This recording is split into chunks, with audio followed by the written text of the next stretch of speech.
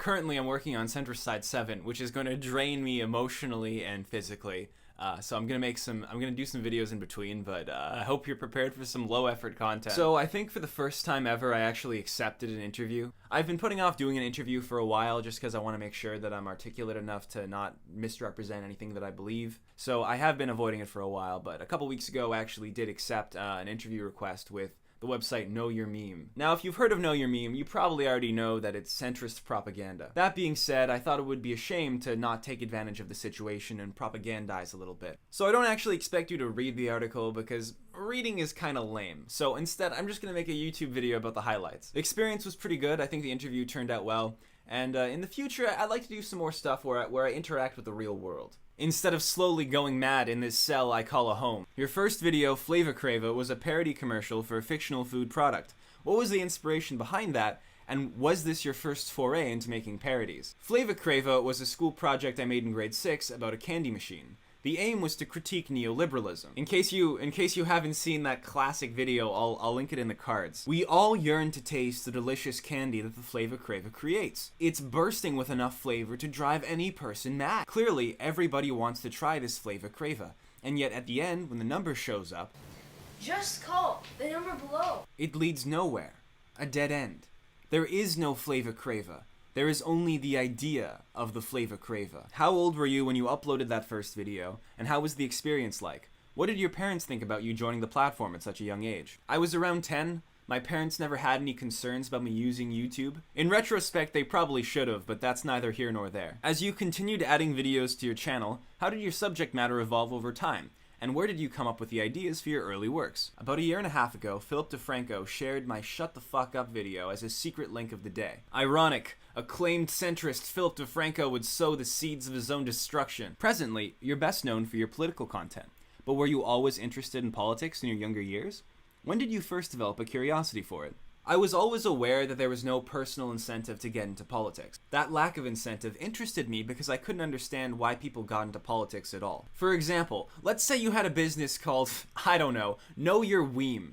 Your profits would take a ding if you ever took a stance on any issue. And so, your best option would be to stick your head in the sand and only engage in politics as some kind of detached entity immune from politics. Now, of course, nobody can really do that, so what you get is a group of repressed liars desperately trying to chop off the nasty edges of their thoughts and beliefs so that they fit neatly into an Overton window. For a while, I figured that because there was no personal incentive for me to engage in politics, I would just not engage in politics. Now, this mindset is fine if you are okay with the current trajectory of the world, but if you think that something needs to change, then that's a deeply worrying strategy. After a certain point, I realized that if most people disengage from politics for their own personal identity, and that is what most people do, then what we get is a bunch of politically involved people attacking each other, while apolitical people and centrists remain unscathed because nobody's paying attention to them. Apolitical people and centrists like the people at Know Your Weem.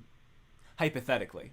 How do you go about selecting a political ideology to parody, and where do you gather information on these? Gather information? What do I look like, a fucking nerd? I just listen to what a bunch of deeply disturbed young people tell me about their political ideologies, take all of it as fact, and regurgitate it to an audience that doesn't know any better. Sometimes people will recommend a book to me, and I'll say, wow, ooh, looks cool. I will never read a book. Books are tools of the centrist status quo. A lot of your fans often align with one of these ideologies, but don't necessarily have a negative reaction to seeing their beliefs parodied. What's the secret to successfully parodying these? And how do you think other mainstream examples like SNL fail at achieving this?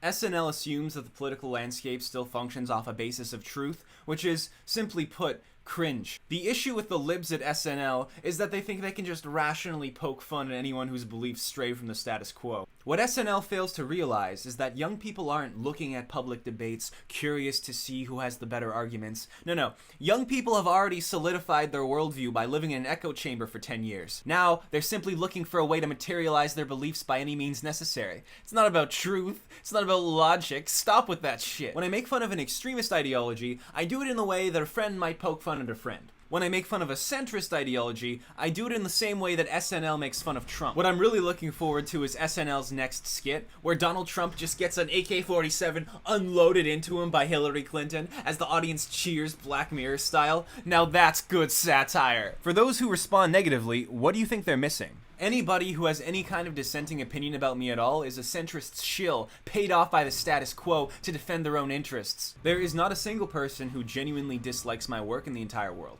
Even people who can't understand English love my work for no reason other than my chiseled jaw. Post-centrist side, there will be no haters or critics left, so we don't have to worry about that. On that note, let me just say it was great being on Know Your Meme before the Great Purge, and I'm sorry in advance. Political Compass Rap has 1.2 million views, making it the most viewed of my videos. Why do you think the reason for this is, and how did that success impact my channel and JREG on a larger scale? I don't feel bound by politics at all. I play it up for a bit of an aesthetic, but ultimately my audience is pretty supportive of whatever I do. This basically means I can just create whatever I want and it always works out, and I am appreciative of that. How much of the JREG persona is actually you, or is your online persona completely separate from your real-world self? Persona? Sorry, I don't understand. What's your following/community like? Does anyone recognize you out in public these days? Every single person I've met that's watched my content has been an anti-centrist Chad of some sort, with the exception of one centrist that somehow thought I was on his side. That was a truly harrowing experience. Broadly, I like my fan base. There's a good mix of political ideologies, and they're all unified through common themes that I think are more generational than political. Obviously, there's weird shit, but I'm not stupid. I knew what I was getting myself into when I started gathering an audience. All fan bases are inevitably at least somewhat cringe, but I don't really believe in cringe. I think we live in a post-cringe utopia. If people want to form a cult around me and sacrifice people in my name, then me saying, oh no, don't sacrifice people in my name, that's not gonna stop them. It's not about me, it's about the people sacrificing in my name. They just want to do it. They would sacrifice to some other person if I said to stop. And by that token, I may as well encourage it. If you're watching this, sacrifice people in my name. Steal their wallets and donate it to my Patreon. See, really, I'm blameless here. So would you give us some insight into what the future holds for JREG? Got any plans or projects you want to share with us? I would like to start speaking in person about the pressing need to destroy the center. I'd like to be able to travel to college campuses and other sorts of venues to spread the message. I'd also like to catalog all my ideas into a book called the Anti-Centrist Manifesto. That's something I'm working on right now. I would never read the Anti-Centrist Manifesto, of course, because I don't read books, but I would sell them to people who could have them collect dust on their shelves, and then they could reference that book whenever they wanted to look smart.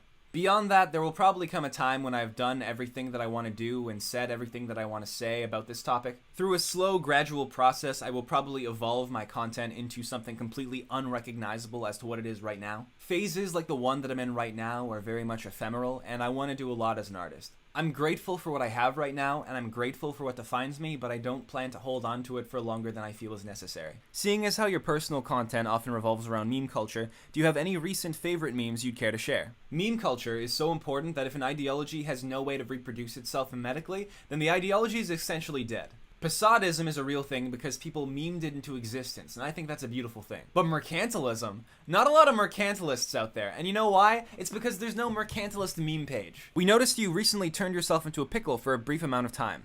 What was the experience like, and did you come out of it a better person? I turned myself into a pickle not in homage of Rick and Morty, but out of a deep contempt for a neoliberal status quo that allows a show about bleak nihilism and ironic detachment to become a cultural touchstone. Wubba-lubba-dub-dub. Given your knowledge of politics and experience in such discussions, what do you make of the current political climate around the world? Do you think parodies like yours can help people come together, or do you think it creates further divide?